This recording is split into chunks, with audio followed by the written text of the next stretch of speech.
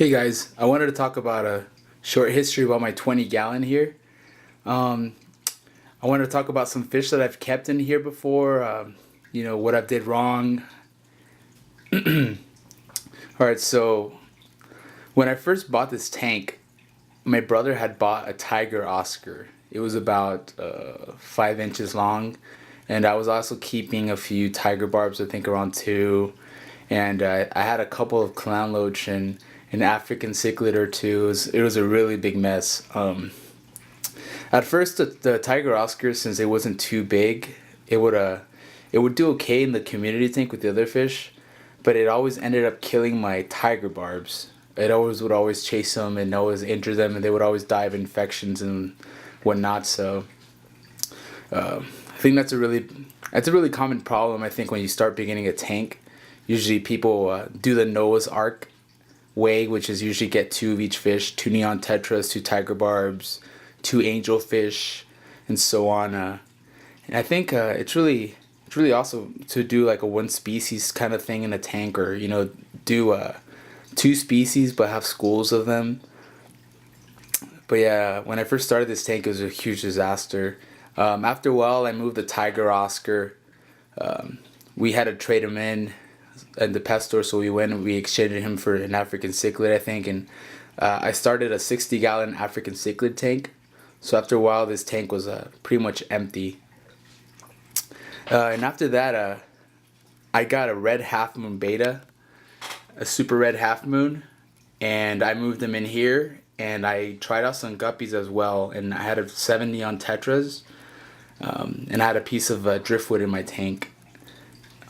That went pretty well for a few months, and then I just started getting lazy with the tank, and it just started getting really bad tannings, and I just stopped taking care of it less. I eventually gave away the 7 neon tetras to a friend that was starting a tank, and I kept my super red half moon.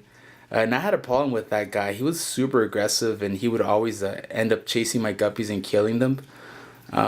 That's one of the problems with having guppies with betas. The fact that they have color fins and they look attractive, and the beta will pretty much go after them. Not all betas do that. There's some betas that you will see that can live in a community tank with guppies, and they'll be fine. But yeah, pretty much he killed a lot of my guppies, and they were reproducing really fast because they're live bears and whatnot. And but yeah, pretty much it was just a disaster. I ended up giving away all of my guppies and my neon tetras to my friend, and I kept my half moon. So until recently, I decided to do what I did here with the tank and do a dirted tank. I have to really give credit to Dustin's Fish Tanks on YouTube. This is what kind of inspired me to put dirt under my substrate and whatnot, as you can kind of see. But yeah, that's where I got my idea from. Dustin's Fish Tanks. I think I watched most of his videos, if not all of them, and because I had tried out live plants before, and I really was having no luck with them. But now my plants are growing amazing. They have enough light. They have a food from the soil underneath, and they're growing amazingly. Especially this compact right here. When I first bought it, it had leaves that were probably around the size of this one in the middle, and now these leaves are pretty huge.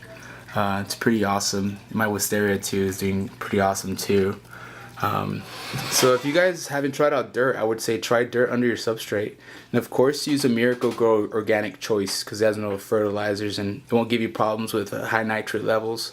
And I'm also using I recently just bought this. Let's go. Let me see if I can focus.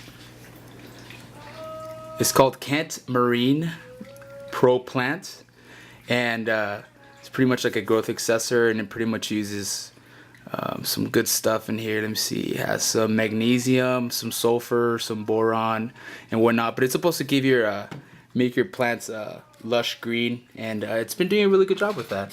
Especially with my wisteria, it's been really getting pretty green and pretty amazing. So yeah, that's a little short history of my 20-gallon tank. You guys can see here. If you guys have any questions, feel free to ask, and I'll do a video talking about it. I've had some people already ask me some questions on Tumblr, and I'll probably be making videos soon about how I feed my fish and some other videos like that. All right, thanks, guys.